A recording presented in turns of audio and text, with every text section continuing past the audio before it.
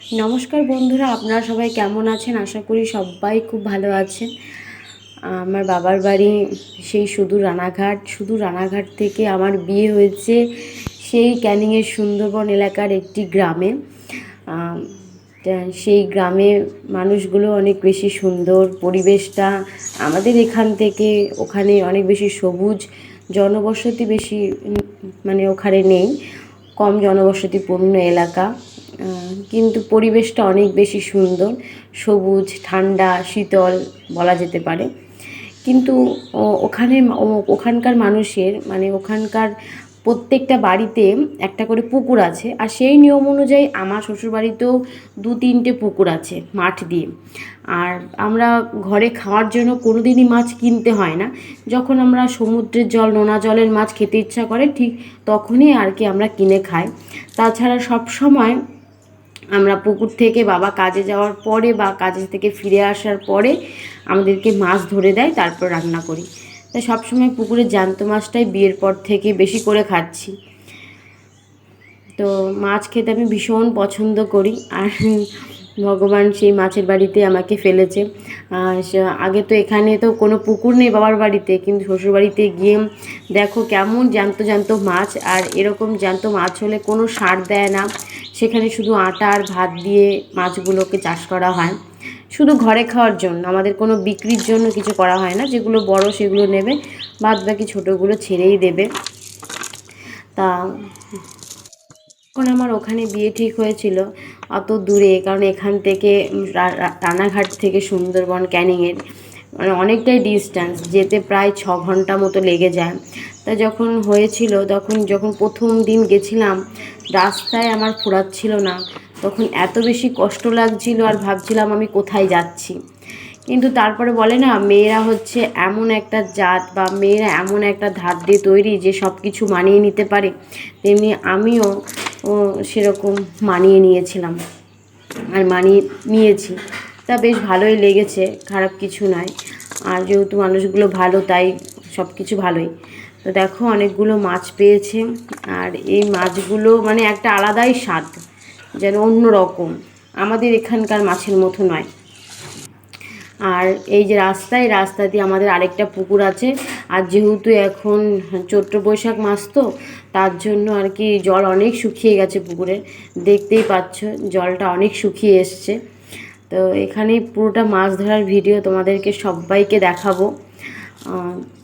তো সেটাই আর কি, যে যখন আর কি এতে আসলাম, তখন আর কি খুব মনমরা লাগতো, কেমন লাগতো যে কিভাবে কি থাকবো এত দূরে ছেড়ে।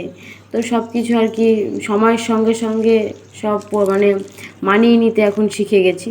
আর বাবা কাজের থেকে এসেই তারপরে মাছটা ধরছে, আর অনেকবার জাল ফেলেছে, তারপরে গিয়ে মাছ উঠেছে। সেভাবে মাছ উঠতেই চায় না, মাছগুলো সব নিচে থাকে। তো দেখো অনেকবার ফেলবে, জাল ফেলে ফেলে তারপরে মাছ ধরে। আবার এই জাল দিয়ে আমাদের অনেক সময় নদীতে মাছ ধরতে যায়, বেশ মানে মাছের কোনো অভাব নেই, প্রচুর মাছ। মানে এত মাছ কখনো আমি চোখেই দেখিনি, এত মাছ আর কি। যেটা মানে ভালো লাগে আমাদের আর কি, যে আমরা কখনো দেখিনি, আর এভাবে দেখি চোখের সামনে ধরতেও। আমি ওখানে গিয়ে ছিপ দিয়ে মাছ ফেলা শিখেছি। দেখো জলটা অনেক মানে পাড়ের থেকে কতটা নিচে নেমে মানে এসেছে, দেখেই হয়তো বুঝতে পারছেন যে কতটা জল শুকিয়ে গেছে এখন। আর ওখানে কিন্তু একটা মানে নেগেটিভ দিক আছে, মানে মানুষগুলো এত বেশি কষ্ট হয় যে শীতকালে এই চৈত্র চৈত্র মাস পর্যন্ত কোনো জল থাকে না। সেই মাঘ মাস থেকে পৌষ মাস থেকে শুরু হয়, তারপর আর কোনো জলই থাকে না। তখন ওই শ্যালোর ওপর নির্ভর থাকতে হয়। মাঠে যে শ্যালো চলে, সেই শ্যালো থেকে জল নিয়ে এসে মানে অনেক কষ্ট করে তারপরে জল আনা হয়, তারপরে সংসারের সমস্ত কাজে লাগানো হয়। সেগুলো অবশ্যই একদিন দেখাবো, কিন্তু আমি তখন বাবার বাড়িতে রয়েছি, তাই এখন আর দেখাতে পারবো না। দেখো মাছগুলো কত সুন্দর লাফাচ্ছে, দেখতেও ভালো লাগে, খেতে যেমন ভালো লাগে দেখতে। আর মাছগুলো সব ছোট ছোট উঠছে, তাই ছোট মাছ নেবে না।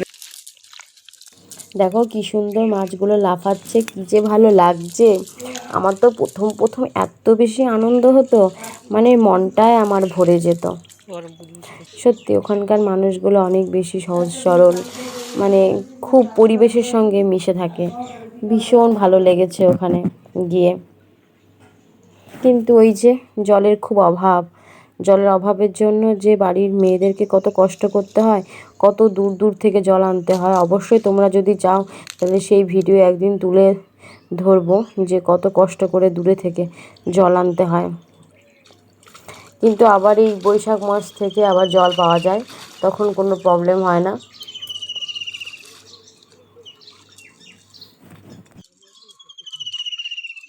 শুনতে পাচ্ছেন যে কি সুন্দর পাখির আওয়াজ।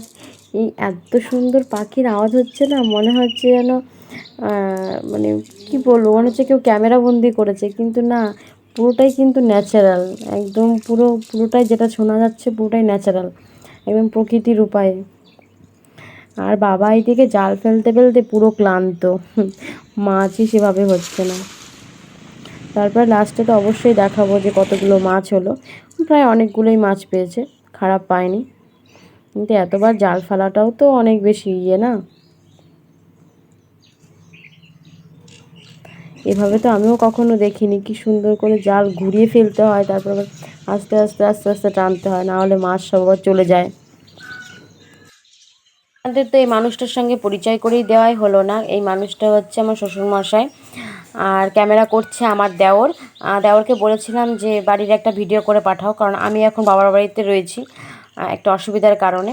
অবশ্যই সেটা পরে জানাবো। তো এখন তো আমি যেতে পারছি না, তাই বলেছিলাম একটা ভিডিও করে পাঠাতে, তাই আমাকে এই ভিডিওটা করে পাঠিয়েছিল।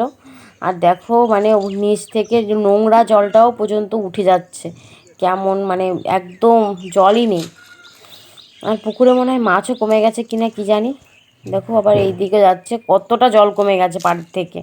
এখন যেহেতু এই সময়টা খরা, তার জন্যই জলটা তো কমে গেছে। এরপরেই আর কিছুদিন পরেই পুকুরটা ছেঁচে ফেলা হবে। অবশ্যই তখন সেই ভিডিওটা দেব। আর একটা কথা, সবাইকে বলবো চ্যানেলটাকে প্লিজ সাবস্ক্রাইব করতে, আর বেল আইকনটা ক্লিক করে নোটিফিকেশানটা অল করে রাখতে, যাতে আমি ভিডিও দেওয়ার সঙ্গে সঙ্গে আপনাদের সবার কাছে আগে পৌঁছে যায়। তো সবাইকে বলবো প্লিজ একটু সাবস্ক্রাইব করে দেবেন, আর প্লিজ চ্যানেলটাকে শেয়ার করবেন। আর দেখতে পাচ্ছেন এই যে পুকুরের পাশে কচু গাছগুলো, এগুলো তো আমরা বলি শোলা কচু। এই কচু খেতেও ভালো লাগে, আর এই কচুর গাছগুলো কচুর শাক খেতে আরও বেশি ভালো লাগে। একদিন তো এখান থেকে কচু শাক নিয়ে ইলিশ মাছ দিয়ে করেছিলাম, যা খেতে স্বাদ হয়েছিল। এই দেখো এটা হচ্ছে ফলি মাছ। আমি ফলি মাছে প্রচুর কাটা, বাপরে এত কাটা যে আমি তো খেতেই পারি না।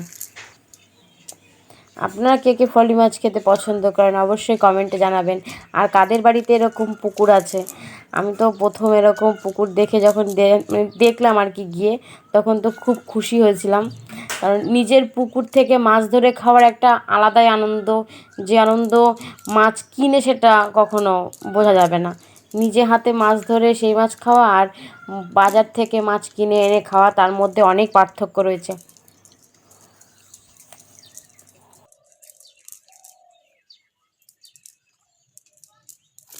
আর কতবার জাল ফেলবে কে জানে, বাপরে জাল ফেলেই চলেছে ফেলেই চলেছে একভাবে। হাতও ব্যথা হয় না নাকি কে জানে ভগবান।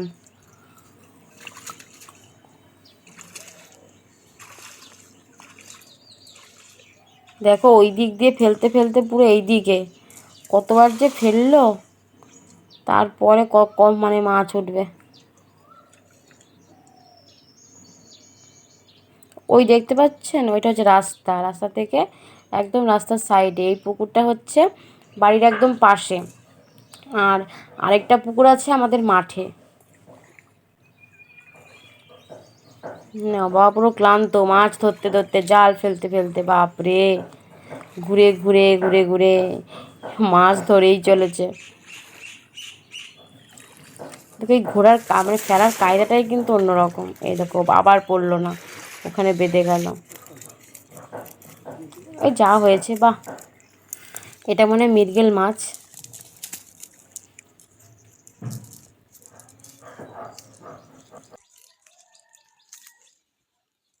একটা কথা আছে না, যে ভগবান সব জায়গায় সব কিছু দেয় না। ভগবান যেই জায়গায় যেই জিনিস দেয়, অন্য জায়গায় সেই জিনিস দেয় না। যেমন সুন্দরবনে মানুষদের একটু জলের অভাব, কিন্তু প্রচুর মাছ, এত মাছ পাওয়া যায়। মানুষ মানে এত মাছ ওখানে, মানে না দেখলে সেটা বোঝা যাবে না বা বলা যাবে না, এত মাছ। আমি তো গিয়ে সত্যি অবাক হয়ে গেছি এখানকার মেয়ে ওখানে গিয়ে। তো যেখানে এত সুন্দর মাছ আছে না, মানে আমার শাশুড়ি গল্প করে যে মাছকে মাছ, মানে কত মাছ খাবো, যখন নদী থেকে মাছ ধরে নিয়ে আসে না, এত এত মাছ। তো ভগবান সব জায়গায় সব কিছু কিছু না কিছু দিয়েছে। আর দেখো মাছগুলো কত সুন্দর লাফাচ্ছে, প্রায় অনেকগুলোই মাছ হয়েছে, কই মাছ থেকে ফলি মাছ, সিলভার কাপ মাছ, কোনোটাই বাদ নেই। আর এরকম জ্যান্ত জ্যান্ত মাছ খেলে কে না সুস্থ হবে, আপনারাই বলুন। তাহলে চলুন, সবাই ভালো থাকবেন, সুস্থ থাকবেন, আর পরবর্তীতে আরও ভিডিও আসবে, দেখবেন। তাহলে আজকে এখানেই শেষ করছি।